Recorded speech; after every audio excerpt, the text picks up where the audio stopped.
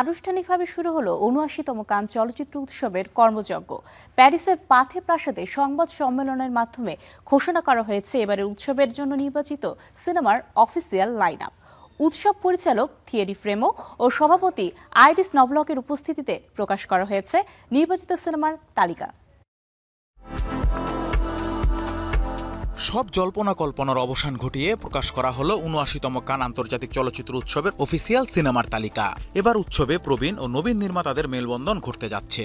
তালিকায় রয়েছে আসগর ফরহাদি ও পেদ্রো আলমোদোভারের পাশাপাশি অভিষিক্ত জন ট্রাভোল্টারের মতো নির্মাতাদের সিনেমা। এবছর উৎসবে ১৪১টি দেশ থেকে জমা পড়েছিল ২৫৪১টি পূর্ণদৈর্ঘ্য চলচ্চিত্র। এখান থেকেই প্রকাশ করা হয়েছে চূড়ান্ত তালিকা। এবার মূল প্রতিযোগিতায় অংশ নেবে মোট ২১টি সিনেমা। এর মধ্যে উল্লেখযোগ্য হচ্ছে মিনিটোর, দ্য ম্যান আই লাভ, 1949, মলিন, ফর্ড ও শিপ ইন দ্য বক্সের মতো সিনেমা। মূল প্রতিযোগিতার তালিকায় থাকা 5টি সিনেমায় নারী নির্মাতাদের। এবছর উৎসবের জুরি সভাপতি হিসেবে দায়িত্ব পালন করছেন দক্ষিণ কোরীয় পরিচালক পার্ক চ্যান উক। আসার্তে রেঘা বিভাগে জায়গা করে নিয়েছে মোট 8টি সিনেমা। স্পেশাল স্ক্রিনিং বিভাগে স্টিভেন সোডারবার্গের John Lennon the last interview সহ রয়েছে মোট 4টি সিনেমা। কান্স প্রিমিয়ার বিভাগেও আছে 4টি সিনেমা ও মিডনাইট প্রিমিয়ার বিভাগে জায়গা করে নিয়েছে 5টি চলচ্চিত্র। এছাড়াও আউট অফ কম্পিটিশন বিভাগে আছে 8টি সিনেমা।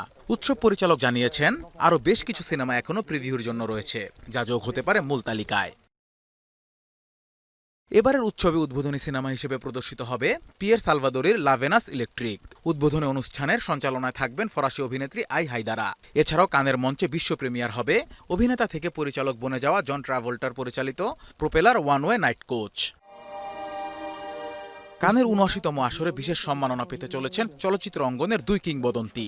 আমেরিকান অভিনেত্রী, গায়িকা ও চলচ্চিত্র নির্মাতা বারবারা স্ট্রেইস্যান্ডকে দেওয়া হবে সম্মানসূচক পাম দর। লর্ড অব দ্য রিংস খ্যাত নিউজিল্যান্ডের চলচ্চিত্র নির্মাতা পিটার জ্যাকসনকেও দেওয়া হবে সম্মানসূচক পাম দর।